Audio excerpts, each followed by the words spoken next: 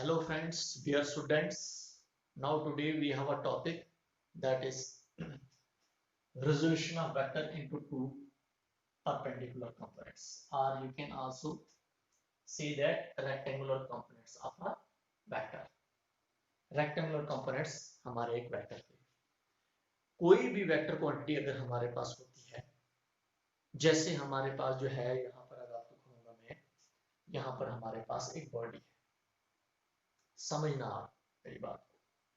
अगर उस बॉडी पर मैं किसी एंगल पर फोर्स लगा रहा हूं ऐसे, समझा समझा, एक बॉडी जो है हमारे पास जो है, जैसे मैं किसी एंगल पर फोर्स लगा रहा हूं ऐसे, तो उस बॉडी पर जब मैं किसी एंगल पर फोर्स लगाऊंगा मैं, अब उस वो जो फोर्स जो होगी, ये जो फोर्स है इसको बोला जाता है रिजल्टेंट फोर्स, इसको बोलते हैं रिजल्टेंट वेक्टर भी, समझा। जो यहाँ पर मैंने ए से रिप्रेजेंट किया है, जैसे मैंने एक बॉडी है यहाँ पर ओरिजिन पर, मैंने किसी एंगल पर फोर्स अप्लाई की है, समझा। अब वो जो फोर्स जो है वो डिवाइड हो जाएगी दो कंपोनेंट्स में। वो फोर्स बॉडी को ऊपर भी उठाएगी, वो फोर्स बॉडी को आगे भी लेगी। इसका मतलब यहां पर हमारे पास जो बात चल रही है वो एक प्लेन पर चल रही है। इसका मतलब बॉडी हमारे पास जो है फोर्स जो है वो y एक्सेस और x एक्सेस पर है। इसका मतलब एक प्लेन पर है, two dimensional motion, to dimensions की हम बात करेंगे, समझे आप।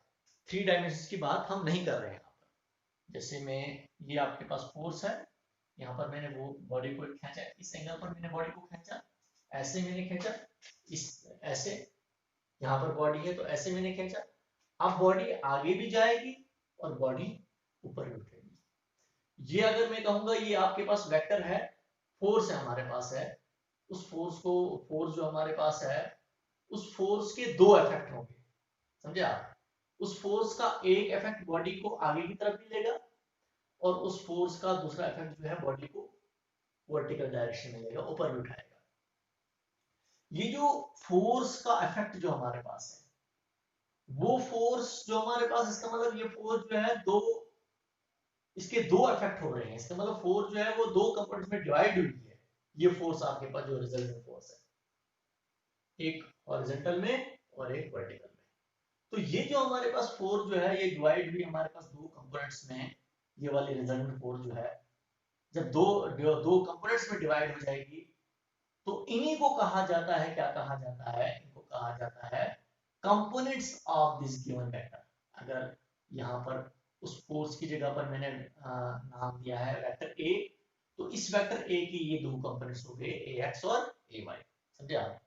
क्योंकि ये वेक्टर जो हमारे पास वेक्टर ए जो है वो इन दो वेक्टर से बना हुआ है, ए एक्स और ए वाई। क्योंकि इस वेक्टर ए का इफेक्ट इस डायरेक्शन में भी है, और इस वेक्टर ए का इफेक्ट ऊपर की तरफ भी है। इस डायरेक्शन में कितना है, दैट इज ए एक्स, ऊपर की तरफ कितना है, दैट इज ए वाई।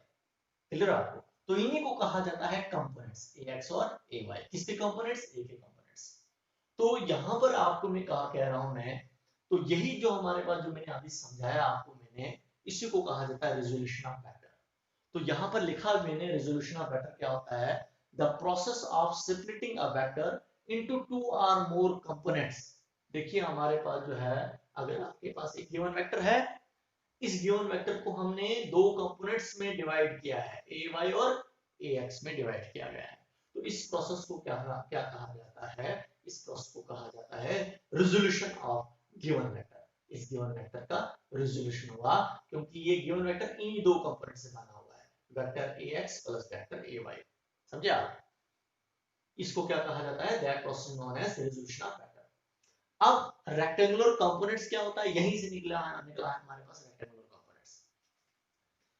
अब जो ये जो हमारे पास वेक्टर ax और ay है, ये आपस में क्या होते हैं, ax और ay आपस में क्या है, परपेंडिकुलर में क्या है हमारे पास है। देखिए ax हॉरिजॉन्टल में है और ay हमारे पास वर्टिकल में है। तो इन दो कंपोनेंट्स के बीच में एंगल क्या है, 90 डिग्री है। ये किसके कंपोनेंट्स हैं, इसी y के, a के वेक्टर a के कंपोनेंट्स हैं।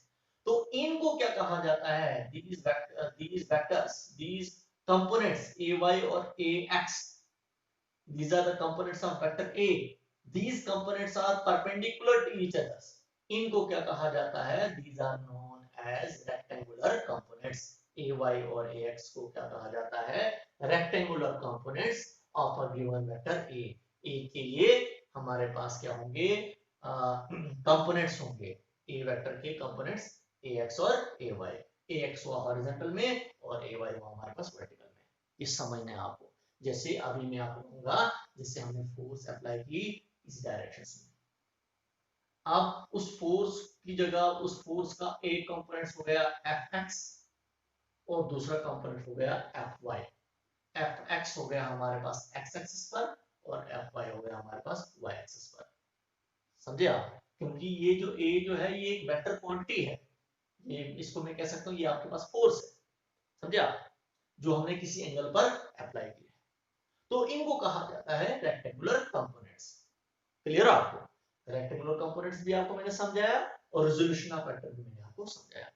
रेजोल्यूशन ऑफ वेक्टर ये हुआ जब मैंने आपको बोला ये आपके पास क्या होता है, ये जो हमारे पास जो होता है थर्ड साइड ट्रायंगल की, अब देखो यहाँ पर ट्रायंगल हमारे पास है, ये थर्ड साइड है, इसको कहा जाता है रिजल्टेंट वेक्टर, इसका मतलब ए वेक्टर जो है रिजल्टेंट वेक्टर है, तो रिजल्टेंट वेक्टर जो होते हैं वो होता है हमारे पास वो दो वेक्टर्स के सम के इक्वल होता है, एक वेक्टर हो गया ax और दूसरा वेक्टर हो गया ay, क्योंकि अगर यहाँ से लेकर यहाँ तक आपका ay है तो ये भी आपका pn भी आपका ay होगा, इसका मतलब ये दो इन दो वेक्टर्स का सम जो होगा वो वेक्टर a के इक्वल होगा, समझे आप, इसका मतलब रिजल्टेंट वेक्टर जो हमारे पास है, अगर हम बात करेंगे रेजोल्यूशन ऑफ वेक्टर क्या होता है, रेजोल्यूशन ऑफ वेक्टर जो है it is the reverse process of addition of vector, समझे आप, हमारे पास वेक्टर ऐड करके आपके पास ये दो वेक्टर ऐड करके हमारे पास वेक्टर ए आया है, अगर इसी वेक्टर को मैं तोड़ दूंगा तो हमारे पास ये टूटेगा ए वाई और ए एक्स और ए वाई में, या ऐसे कह सकता हूं मैं ए एक्स ए वाई, या यही हमारे पास यही है क्योंकि ये यही है आपके पास ए वाई है, तो ये वेक्टर ए जो है ये इसको तोड़ कर हम लिख सकते हैं ए एक्स और ए वाई, तो इसी को कहा जाता है रेजोल्यूशन ऑफ वेक्टर, समझे आप, इसका मतलब ये रिवर्स प्रोसेस है एडिशन ऑफ वेक्टर्स का, क्योंकि एडिशन हमारे पास है, एडिशन ऑफ वेक्टर करके हमारे पास वेक्टर ए आता है जिसको हम रिजल्ट वेक्टर कहते हैं, तो रिजल्ट वेक्टर को तोड़ के लिखेंगे हम, तोड़ के हमारे पास बनेगा ax और ay, क्लियर आपको। देखिए अगर अब यहाँ पर आपको कहूंगा मैं, ये जो मैंने इसके कंपोनेंट्स बनाते हैं, हमने कैसा बनाया है, आपके पास OP जो है वो रिजल्ट वेक्टर को रिप्रेजेंट करता है, a आपका रिजल्ट वेक्टर है, तो मैंने टॉप से परपेंडिकुलर ड्रॉ किया है, किस पर, x एक्सिस पर, समझा, ये pn परपेंडिकुलर हमारे पास है इस पर एक्सिस पर, और pm जो है वो परपेंडिकुलर है किस पर, y एक्सिस पर, इसको बोलते हैं प्रोजेक्शन हमारे पास है। तो अब इस वेक्टर a का, इस वेक्टर रिजल्टेंट वेक्टर का रिजल्टेंट वेक्टर जो हमारे पास है इसका इफेक्ट जो होगा हमारे पास एक्सिस पर कितना होगा, यहाँ पर होगा, इतना होगा on जो होगा हमारे पास इस वेक्टर a का कंपोनेंट होगा हमारे पास जो होगा वो on होगा, वो उस on किसके इक्वल होगा, ax के इक्वल होगा, वेक्टर ax के इक्वल होगा, क्योंकि ये इसी वेक्टर a का कंपोनेंट होगा, इसका मतलब इस वेक्टर a का इफेक्ट जो होगा वो कितना होगा इस हॉरिजॉन्टल डायरेक्शन में, वो इतना होगा हमारे पास, वो से लेकर n तक, क्लियर आपको, तो ये इसका मैग्नीट्यूड होगा हमारे पास, समझे आप, इसका इस वेक्टर a का मैग्नीट्यूड अलोंग हॉरिजॉन्टल डायरेक्शन में, वैसे हमारे पास जो है इस वेक्टर a का मैग्नीट्यूड जो इफेक्ट जो होगा वर्टिकल डायरेक्शन में वो कितना होगा, वो OM होगा, OM, तो उस OM है वो रिप्रेजेंट करता है किस वेक्टर को, AY जो हमारे पास वेक्टर OM को रिप्रेजेंट करेगा, इसका मतलब वेक्टर a का जो इफेक्ट जो होगा वो वर्टिकल डायरेक्शन में कितना होगा, वो O से लेकर M तक होगा, उसको रिप्रेजेंट किया हमने AY वेक्टर से, जो कंपोनेंट होगा वर्टिकल डायरेक्शंस में, और ax जो होगा हमारे पास कंपोनेंट अलोंग हॉरिजॉन्टल डायरेक्शन में। तो ये मैंने आपको क्लियर करके दिया कि हमारे पास जो है ये रेक्टेंगुलर कंपोनेंट्स होते हैं ax और ay, किसके होते हैं, वेक्टर a के, क्लियर आपको। अब आगे जाएंगे, तो आगे जो हमारे पास जो है, जब हम आगे जाएंगे, जो मैंने यहाँ पर अभी लिखा मैंने कि हमारे पास जो है pn जो है वो परपेंडिकुलर है x एक्सिस पर, pm जो है वो परपेंडिकुलर है y एक्सिस पर, तो अब देखो यहाँ पर जब ये परपेंडिकुलर हो गए हमारे पास, तो ये पी एन जो है वो ए वाई को रिप्रेजेंट करता है, ओ एन जो है वो ए एक्स को रिप्रेजेंट करता है। तो यहाँ पर देखिए आपके पास एक राइट एंगल, आपके पास एक ट्राइंगल यहाँ पर बन रही है ओ एन पी। तो इसमें इस ओ एन पी में इस ट्राइंगल में क्या करूंगा मैं, इस ट्राइंगल में यूज करूंगा मैं triangle law of vector addition को यूज करूंगा मैं। तो देखिए according to triangle law of vector addition, triangle law of vector addition को यूज करूंगा मैं किस में, किस ट्राइंगल में, ट्राइंगल, कौन सी ट्राइंगल, ओ एंड पी में, ओ एंड पी। तो इसमें देखिए हमारे पास आपको पता है triangle law of vector addition क्या कहता है, if two sides represents the, if two vectors represents the two sides of the triangle, जैसे हमारे पास ओ एन और एन पी हमारे पास ट्राइंगल्स की दो साइड्स हैं, तो थर्ड साइड जो कि हमारे पास इन दो वेक्टर्स का रिजल्टेंट होगा। इसका मतलब O P vector, O P vector जो होगा हमारे पास वो O N vector plus P N vector के इक्वल होगा। क्लियर आपको? तो ये हमारे पास triangle law of vector addition है, क्योंकि देखिए आपने वो triangle law of vector addition, parallelogram law of vector addition को पहले ही आपने समझना है। तो देखिए ओपी, ओपी वेक्टर ए को रिप्रेजेंट करता है, वेक्टर ए को रिप्रेजेंट करता है, ओएन वेक्टर एक्स को रिप्रेजेंट करता है, प्लस पीएन किसको रिप्रेजेंट करता है, पीएन वेक्टर ए वाई को रिप्रेजेंट करता है। तो ये देखिए आपके पास आ गया ए, आपके पास resultant vector, this resultant vector is equal to the sum of the two vectors ax and ay, ax and ay. These ax and ay are the components of the vector a. Clear आपको? इसका मतलब this vector a is equal to the sum of its components. इसका मतलब vector a जो हमारे पास जो है वो इसके दो कंपोनेंट्स, इसके अपने दो कंपोनेंट्स के सम के इक्वल होता है। अगर a वेक्टर आपका रिजल्टेंट वेक्टर है तो ax और ay इसके कंपोनेंट हैं, किसके, इस वेक्टर a के, तो उनका सम जो होगा वो इस रिजल्टेंट वेक्टर के इक्वल होगा। क्लियर आपको? अब देखिए अगर हमारे पास ax जो हमारे पास वेक्टर जो है वो कंपोनेंट है वेक्टर a का, वो x एक्सिस पर है, और ay जो हमारे पास एक कंपोनेंट है इसी वेक्टर a का अलोंग y एक्सिस। तो आपको यहां पर मैं बोलूंगा मैं we know that अगर मैं इस ax को रिप्रेजेंट करूंगा, मैं ax को ऐसे भी रिप्रेजेंट कर सकता हूं मैं, वेक्टर ax, वेक्टर ax हुआ हमारे पास vector component of vector a along horizontal directions, हुआ वेक्टर ax। इसको मैं ऐसे भी कह सकता हूं, मैं लिख सकता हूं मैं ax unit vector i, unit vector i cap जिसको हम बोलते हैं। इसका मतलब ये हुआ ये वेक्टर a जो हमारे पास है, वेक्टर a का मैग्नीट्यूड हो गया ax, और i जो है वो रिप्रेजेंट करेगा इस वेक्टर a की ax की डायरेक्शंस को। तो i रिप्रेजेंट करता है x एक्सिस को, इसका मतलब हमारे पास ये वेक्टर ax जो है वो अलोंग x एक्सिस पर, x एक्सिस है, x एक्सिस पर है, इसका मतलब i जो है वो रिप्रेजेंट करेगा इस ax की डायरेक्शंस को। इसका मतलब ax वेक्टर को मैं axi भी कह सकता हूं मैं, ax हुआ मैग्नीट्यूड इस वेक्टर a का, और i जो है वो इस वेक्टर ax की डायरेक्शंस को रिप्रेजेंट करेगा। इसका मतलब हमारे पास ax वेक्टर जो है वो किस डायरेक्शन में है, अलोंग x एक्सिस पर है।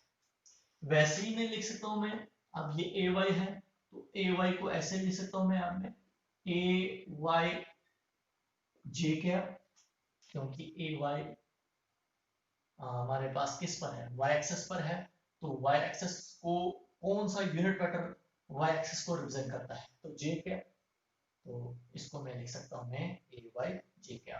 तो ay हो गया हमारे पास मैग्नीट्यूड किसका, वेक्टर ay का, और j क्या जो है रिप्रेजेंट करेगा इसकी डायरेक्शंस को। क्लियर? अब मैं देखिए अब मैं इस वेक्टर a को जो हमारे पास रिप्रेजेंट वेक्टर a है हमारे पास, इसको इस फॉर्म में भी लिख सकता हूं मैं। कैसे लिख सकता हूं मैं, वेक्टर a जो आपके पास है इसको ऐसे भी लिख सकता हूं मैं, ax यूनिट वेक्टर i प्लस ay यूनिट वेक्टर जे, समझे आप? इसको मैंने वेक्टर फॉर्म में लिखा, ऐसे लिख सकता हूँ मैं। क्लियर आपको? यहाँ पर देखिए ax की जगह पर लिखा मैंने axi, ay की जगह पर लिखा मैंने ayj। क्लियर आपको? क्योंकि ये डायरेक्शन को i और j डायरेक्शन को रिप्रेजेंट करता है, तो ये मैंने आपको बोला ये हमारे पास, आपके पास रिजल्टेंट वेक्टर हो गया, रिजल्टेंट वेक्टर, और हमारे पास जो है इसी की मैंने दूसरी फॉर्म भी लिखी। अब हम निकालेंगे इस रिजल्टेंट वेक्टर के दो कंपोनेंट्स हो गए हमारे पास ax और ay। अब ये ax होता है हॉरिजॉन्टल कंपोनेंट, जिसको हम ay, ये x है हमारे पास है, ay हो गया हमारे पास हमारा वर्टिकल कंपोनेंट्स। इन दो वेक्टर्स हमारे पास कंपोनेंट्स की वैल्यू को निकालेंगे, ax की वैल्यू को भी निकालेंगे और ay की वैल्यू को भी निकालेंगे। तो आप देखिए हम जब निकालेंगे हम, तो यहाँ पर देखिए कैसे हम वो फाइंड आउट करेंगे हम। तो इसको निकालने के लिए हम ट्राइंगल्स का यूज करेंगे। कौन सी ट्राइंगल यूज करेंगे? Triangle O and P. In triangle O and P, पहले हम यहाँ पर देखिए थीटा एंगल है किसके बीच में? वेक्टर ए और हॉरिजॉन्टल वेक्टर के बीच में। तो ट्राइंगल ले रहा हूं मैं ओ एंड पी, इसमें सबसे पहले साइन थीटा को यूज करूंगा मैं। तो साइन थीटा किसे होता है? Perpendicular upon hypotenuse. परपेंडिकुलर कौन सा है हमारे पास? पीएन है, पीएन है ना हमारे पास परपेंडिकुलर। तो पीएन किस वेक्टर के इक्वल है? ए वाई के इक्वल है। लेकिन मुझे चाहिए ए वाई का मैग्नीट्यूड, तो हमारे पास क्या बनेगा? ये वेक्टर हटा लेंगे तो हमारे पास ए वाई, क्योंकि हमारे पास साइन थीटा होता है परपेंडिकुलर, परपेंडिकुलर आपका पीएन है, पीएन इक्वल है ए वाई के इक्वल है, अपॉन हाइपोटेन्यूज। हाइपोटेन्यूज किसके इक्वल है? ओपी के इक्वल है। हाइपोटेन्यूज तो ये ना ओपी, ओपी किसके इक्वल है? वेक्टर ए के इक्वल है। वेक्टर ए का मैग्नीट्यूड क्या है? ए है। ये आपके पास ये आया। क्लियर आपको? इसका मतलब यहां से अब निकाल सकता हूं मैं ए वाई, मुझे चाहिए ए वाई। तो ए वाई किसके इक्वल आएगा? ये ए वाई इधर रहेगा, ए ट्रांसफर हो जाएगा यहाँ पर, तो ए साइन थीटा के इक्वल आया। ये निकाला मैंने वर्टिकल कंपोनेंट। इस ए वाई की वैल्यू, इस ए वाई की वैल्यू जो होगी हमारे पास ए साइन थीटा होगी, समझा? जो वर्टिकल कंपोनेंट है इसकी वैल्यू किसकी होगी? ए साइन थीटा के इक्वल होगी। वैसे ही मैं ये मैंने निकाला वर्टिकल कंपोनेंट, ऐसे निकालूंगा मैं हॉरिजॉन्टल कंपोनेंट्स। अब ax भी निकालूंगा मैं। तो ax निकालने के लिए मैं cos थीटा को यूज करूंगा मैं। cos थीटा को जब यूज करूंगा मैं, also cos theta, cos theta base upon hypotenuse, इसकी बेस ON। तो ON किसकी इक्वल है?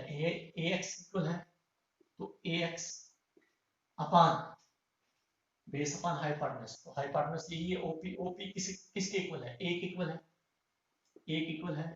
तो ये निकाला मैंने ax।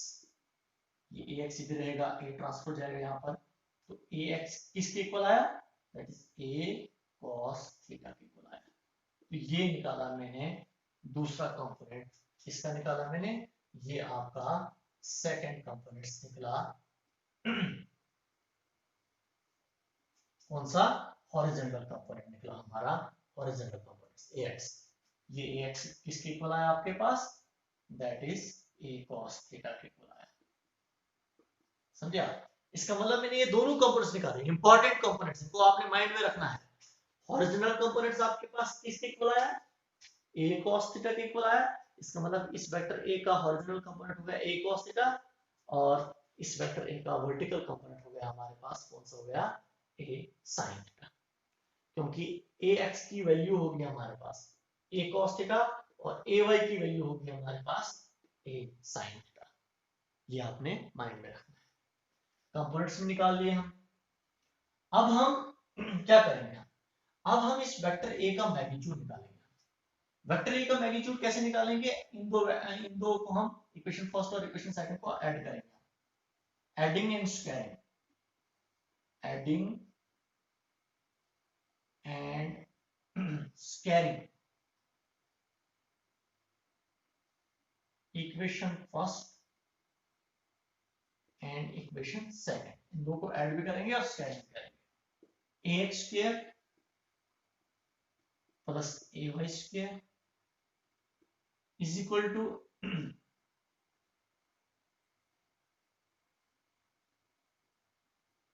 A square,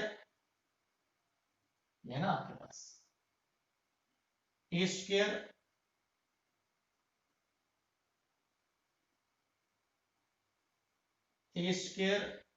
cos square theta plus a square sine square theta.